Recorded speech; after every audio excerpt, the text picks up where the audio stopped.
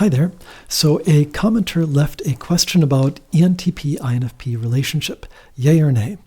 And I would say to that, having been in a relationship with an ENTP quite some time ago, for 2.5, 3 years, my answer to that is yes, but. That is, I would say it's well worth doing.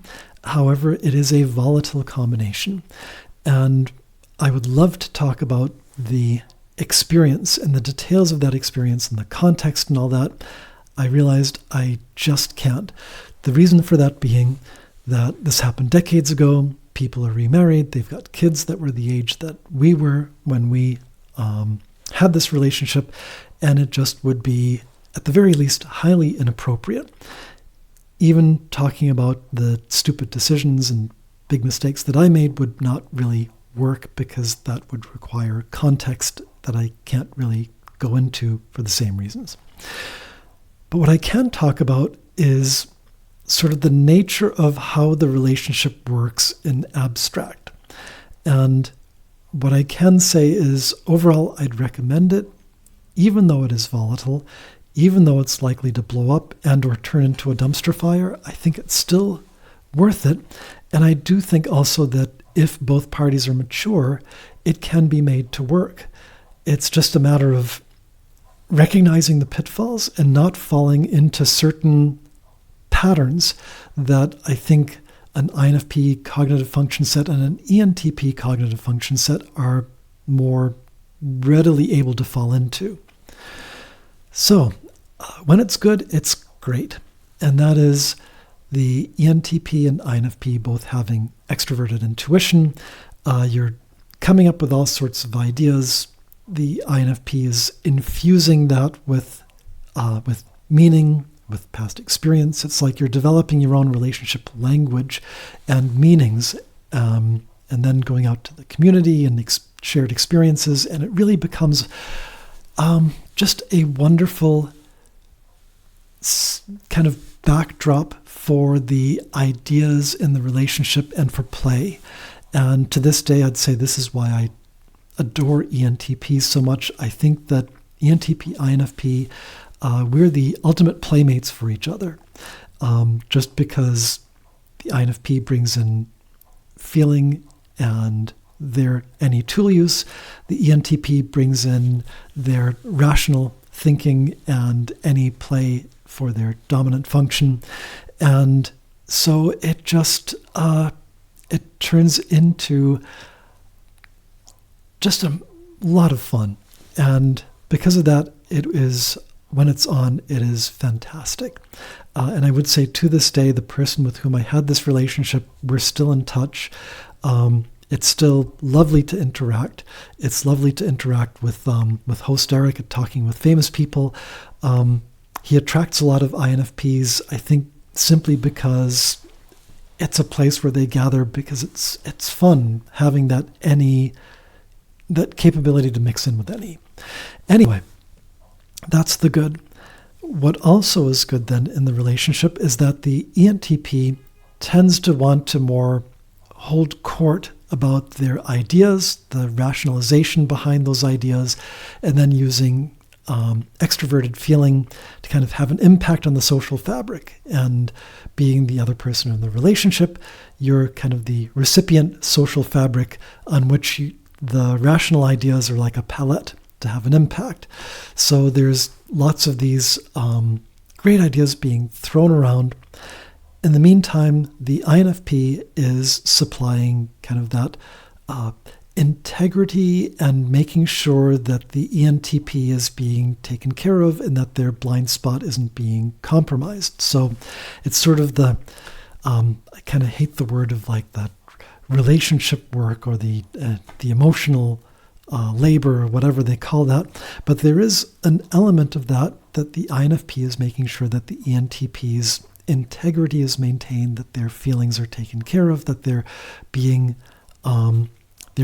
buoyed and appreciated. So that's kind of the whole dynamic when it's positive. What happens, however, or the habit that the two can fall into, is that the INFP, with being SE blind, tends to not push back or establish good boundaries when they are pushed upon. Plus, they've got that FE nemesis, as in they're not very good at kind of defending against the social fabric, whereas the ENTP kind of pushes against that social fabric, and they push out their rationalizations, and they want to be listened to and have that information that they communicate have an impact. So another way of saying ENTPs want their way, and they're going to push to get their way. And the INFPs can be sort of pushovers in that respect, that it's like, oh, well, you're going after me on the social fabric, and you're also rationalizing that this is the way that things should be, and you sort of ignore the TI demon of the INFP, that is, you're not caring for that rationalization so much when it's being pushed against you, and you're supposed to be, coming back with counter-rational arguments to have a debate. That just doesn't work for an INFP. So to say, it's kind of like, fight me, bro, with a rational debate on this, and let me push you on the social fabric, that's just going to get the INFP mad. And the ENTP is not going to realize how upset they're making the INFP over time. But it can build over time. It becomes sort of an increasing negative force as the ENTP would like to push to have their way and have this rationalized and that rationalized and continue to push. And the INFP sort of acquiesces in order to make sure that the ENTP's emotional integrity is maintained. And so they compromise themselves and they allow their boundaries to be pushed. And that is not a good recipe ever. Until the INFP is pushed to a point where they're pushed to a breaking point. And once that breaking point happens, that's when things get really ugly really fast. Because the INFP as an FI Dom has got all the vulnerabilities of the ENTP through their FI path of least resistance, or point of least resistance, readily available. You have your selection of knives, daggers, stilettos, whatever weaponry you want to drive into the back of the ENTP if you so choose to finally say, I've had it, I'm going to start kicking back here because I'm not going to take this anymore. And when you hit that breaking point, that's when things are ugly to the point that the relationship, in my experience, could not be rescued. After that, everything flipped on its head, and there was not a thing that we could do that didn't seem to irritate the other side, the other person. And then once we picked up those sides, it became a conflict rather than a relationship. So that is where I would say my recommendation for the ENTP is to be careful. Ask your INFP questions.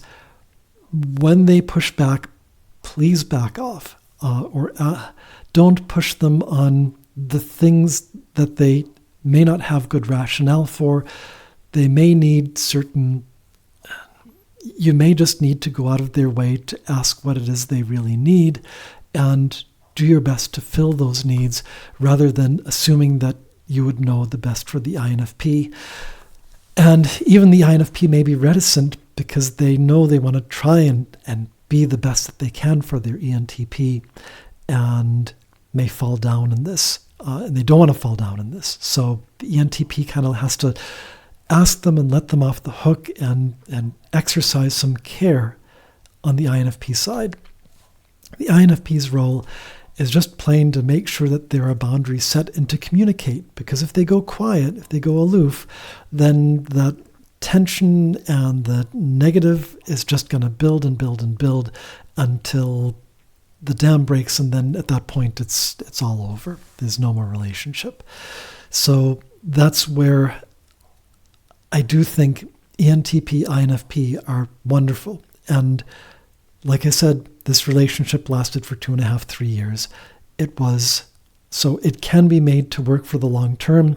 The thing is, you don't want to get into that negative pattern where the ENTP does what an ENTP does and an INFP does what an INFP does, and the communications break down and you start to drift apart as the cognitive functions come into conflict. The conflicting cognitive functions take over as opposed to the complementary ones. So that's my piece on ENTP-INFP. Again, in the end, I would say I definitely would recommend it. I can't say that it's not volatile. It has its problems, and they need to be looked at and addressed, and you have to be a lot more careful than it seems on the surface. But when it works, boy, it works wonderfully. Anyway, that's my piece, and bye for now.